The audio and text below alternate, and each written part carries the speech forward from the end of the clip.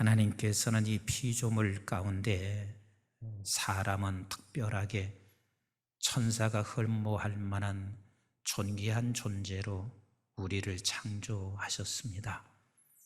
그렇게 창조한 인간들이 때때로는 짐승과 같다 그렇게 생각할 만큼 형편없을 때가 있고, 또 어떤 때는 우리가 이렇게 말을 합니다. 짐승보다 못한 인간, 이렇게 표현합니다. 사실 짐승도 가끔 보세요.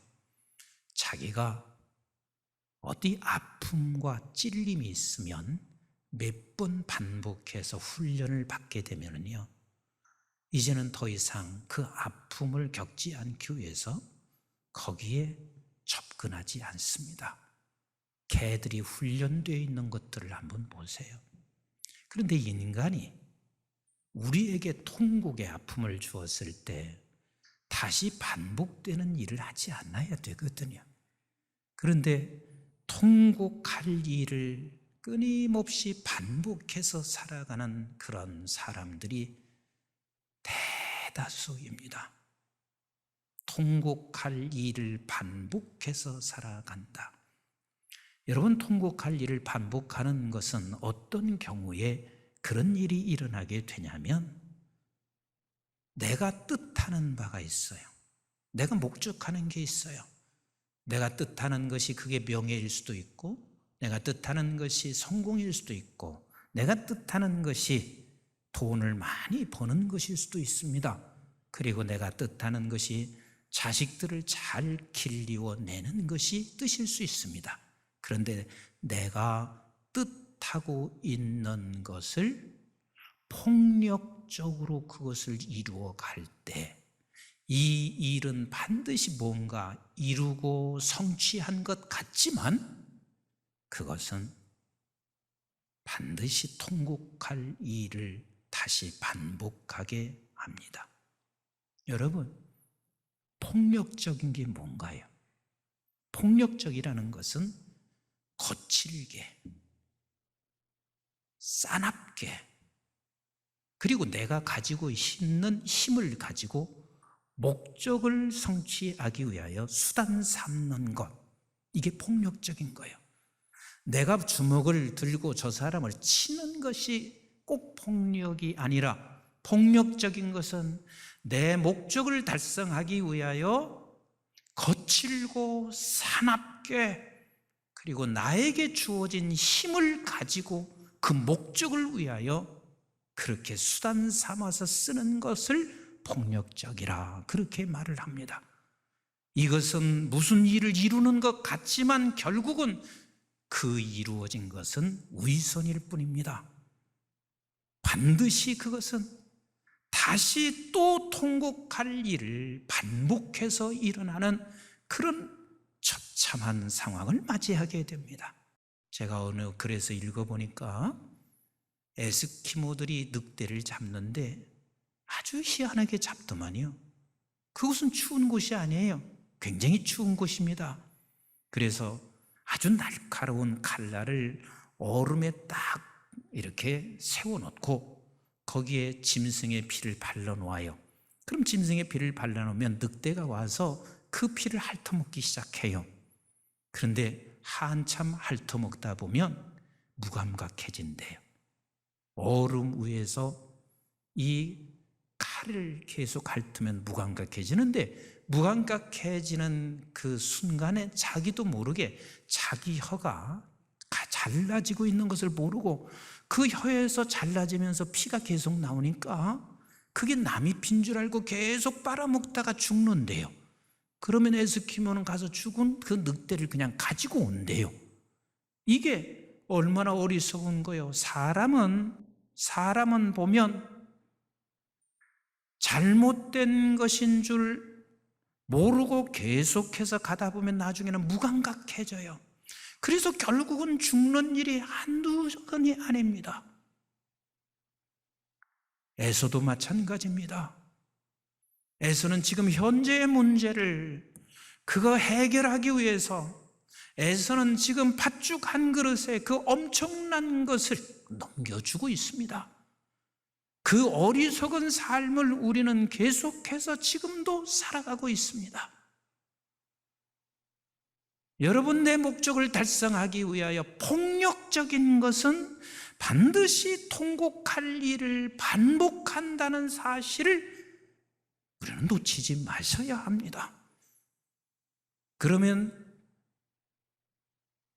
어떤 사람이 바로 폭력적인 일을 지금 행하고 살 수밖에 없냐면, 지금이라는 시간, 이 지금이라는 시간을, 미래의 시간을 그것을 담아서 오늘 지금 이 문제를 해결하고 뜻을 이루고 목적을 달성하기 위하여 폭력적이 되는 것, 이것이 우리는 끊임없이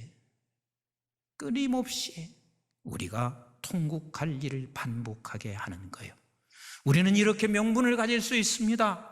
이것은 좋은 일이야. 그렇기 때문에 내가 폭력적이 돼도 상관은 없어. 이것은 내 목적이 아니라 교회를 위한 것이야. 그래서 내가 폭력적이 돼도 상관없어. 이렇게 생각을 많이들 합니다. 그런데 우리 주님이 그렇게 하지 않습니다. 아무리 좋은 명분을 가지고 있다 할지라도 하나님의 방법은 폭력적이 아니다는 사실을 놓치지 마셔야 돼요. 아무리 좋은 명분이라 할지라도. 오늘 이 본문이 바로 그 이야기입니다. 이 본문은 이스라엘 백성들은 우리는 하나님이 택한 백성이야. 우리는 거룩한 백성이야. 그래서 저들은 어떤 생각을 가지고 있냐면 반드시 거룩해야 돼. 거룩해야 돼. 그러면 그 거룩해야 된다 하는 생각이 잘못된 거요? 아니면 옳은 거요? 도대체 지금 얘기 듣는 거예요? 안 듣는 거예요? 잘못된 거요? 옳은 거요? 옳은 거란 말이요. 거룩해야 된다는 게 뭐가 잘못된 거냔 말이요. 그런데 저들은 이 거룩하게 되기 위해서 무엇을 쓰고 있냐면 폭력을 쓰고 있습니다. 이 폭력을 쓰고 있는 저들은 또 다른 폭력을 반복해서 일으켜 가고 있습니다. 이스라엘 백성들, 저들에게 지금 이 사건은 어떤 사건인지 수없이 제가 말씀을 드렸습니다. 레위 사람이 첩을 얻어, 그래서 그 첩은 행음하고 처가로 도망쳤어요. 레위 사람은 그를 다시 데리고 오다가 기브아에서 잠을 자다가 결국은 기브아에서 이 첩은 생을 마감하고 죽게 돼요. 너무 화가 났습니다. 그래서 이 레위 사람은 그 시신을 12도막을 냈어요.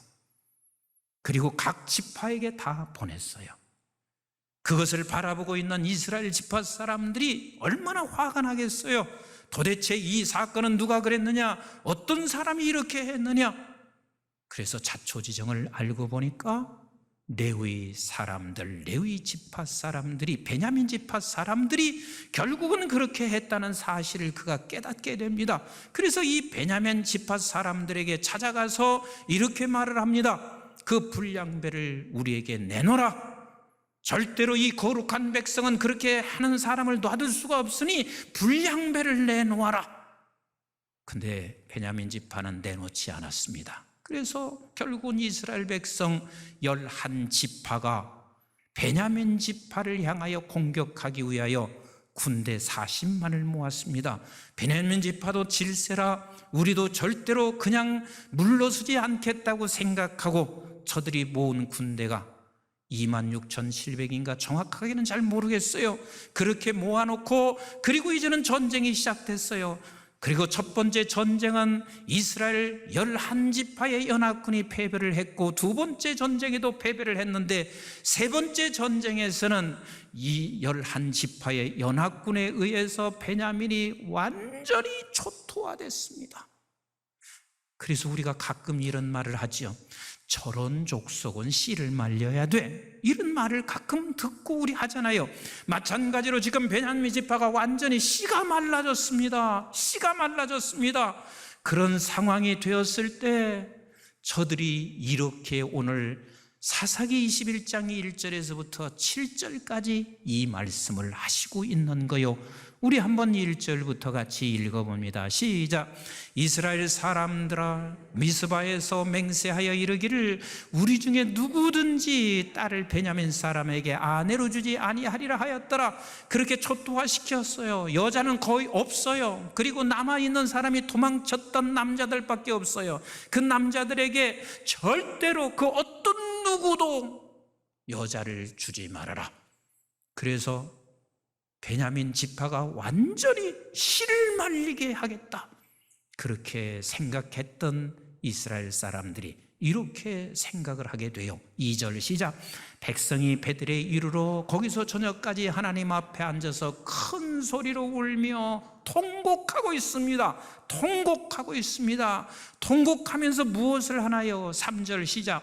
이르되 이스라엘의 하나님 여호와여, 어찌하여 이스라엘에 이런 일이 생겨서 오늘 이스라엘 중에 한 지파가 없어지게 하시나이까 하더니, 지네들이 싸워놓고 하나님 어찌하여 이런 일을 하게 하셔서 한 지파가 없어졌어요 라고 말하고 있습니다. 세상에 가장 어리석은 사람이 어떤 사람인 줄 아세요?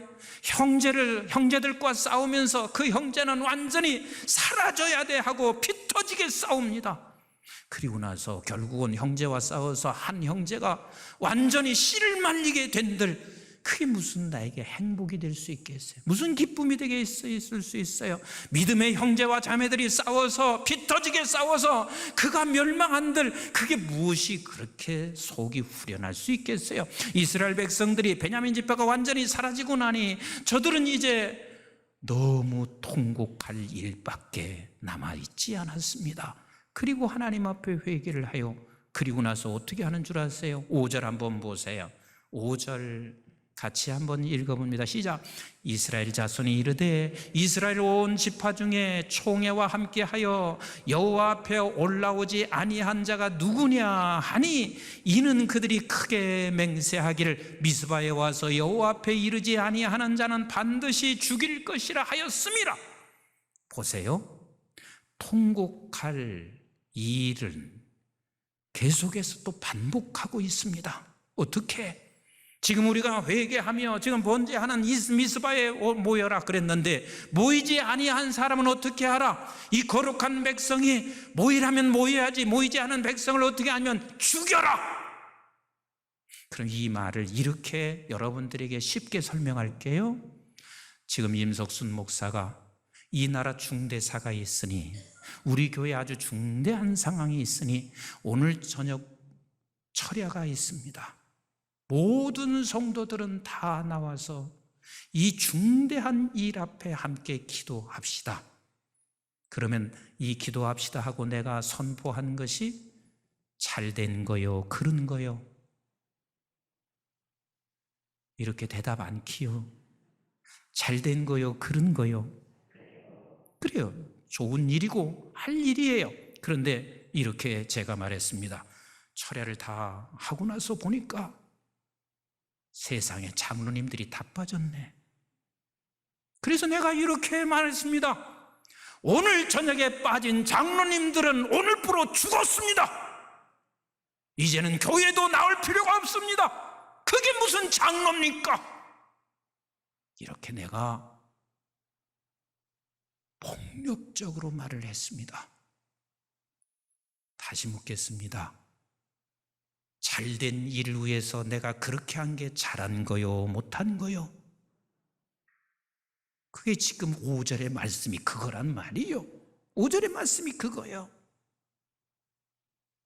그래서 교회 보세요. 7이 말을 하고 있지만 7일을 잘하는 교회, 잘 되는 교회를 내가 본 적이 없어요. 좋은 명분을 가지고, 교회에서 이 좋은 명분을 가지고 우리 교회를 살리기 위해서는 폭력적으로 내가 힘이 있는 사람이야, 이 교회에 나를 누가 막을 수 있어, 나는 힘 있는 담임 목사야, 나는 힘 있는 장로야, 나는 힘 있는 사람이야.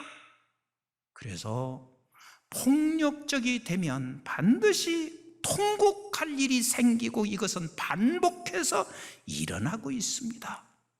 우리가 이런 말을 많이 들으셨을 것입니다. 폭력은 폭력으로 망한다. 폭력을 쓰면 폭력으로 망한다. 우리 예수님께서 십자가에 달려 돌아가시기 직전 그 예수님을 붙잡아야 됐습니다. 그래서 대제사장들 그리고 그 종들이 예수님을 붙잡고 있습니다. 이때 베드로는 가만히 있지 않았습니다. 아니, 도대체 우리 선생님을 누가 붙잡을 수가 있어? 그래서 베드로는 칼에 빼고 그리고 대제사장의 귀를 잘랐습니다. 그때 우리 예수님께서 이러실 수 있어야 되지 않아요? 내가 3년 동안 그래도 키운 게 헛되지 않구나. 이런 제자가 있으니 얼마나 감사한가. 역시 너는 수석 제자야. 이렇게 하셔야 되잖아요. 근데 우리 주님께서는 그리하지 않습니다. 여러분들이 평생 기억해야 할 마태복음 26장 52절, 우리 주님이 그 상황에서 말씀하신 것을 평생 기억하셔야 돼요. 우리 한번 같이 보세요. 시작. 이에 예수께서 이르시되 네 칼을 도로 칼집에 꽂으라. 우리는 칼을 뺄 수 있어요. 아직도 성화되지 못한 저와 여러분들은 칼을 뺄 수 있어요. 그러나 우리 주의 음성이 들려와야 돼요. 얘야, 내 사랑하는 아들아, 내 사랑하는 딸아, 칼집에 꽂아라. 그리고 하시는 말씀이 칼을 가지는 자는 다 칼로 망한다. 칼을 가지는 자는 다 칼로 망한다. 베드로가 한 일이 명분이 없었나요? 내 선생님이에요. 내가 3년 동안 따라다니며 사랑받았던 선생님이에요. 그를 귀를 자른 게 명분이 없었나요? 그렇지만 우리 주님께서는 얘야, 칼을 칼집에 꽂아라. 그리고 칼을 가지는 자는 칼로 망한다고 말씀하시고 있습니다. 어떠한 경우도 우리 주님께서는 폭력적인 것을 절대로 허용하지 않는다는 사실을 믿으셔야 합니다. 믿으셔야 합니다. 가정도 마찬가지예요. 가정에서 보통 부모님들이 힘을 가지고 있어요. 힘을 가지고 있는 부모들은 자식을 폭력적일 수가 있어요. 너 말을 안 들으면 너 집에 나가. 이제는 너와 나와 상관이 없어. 그래서 폭력적일 수 있습니다. 저는 사실 우리 큰아들을 볼 때마다 제가 언제나 하나님 앞에 회개해요. 왜냐하면 걔 3살 때요. 이 3살 먹은 아이가 장난감을 사달라고 땡깡을 놓는데 세상이 그렇게 막무가내일 수 없어요. 그때 저는 폭력을 썼습니다. 3살 먹은 아이를 거의 죽도록 때렸습니다. 아주 거칠게, 아주 사납게. 그런데 목적은 명분이 있습니다. 너 잘되게 하기 위해서 죽도록.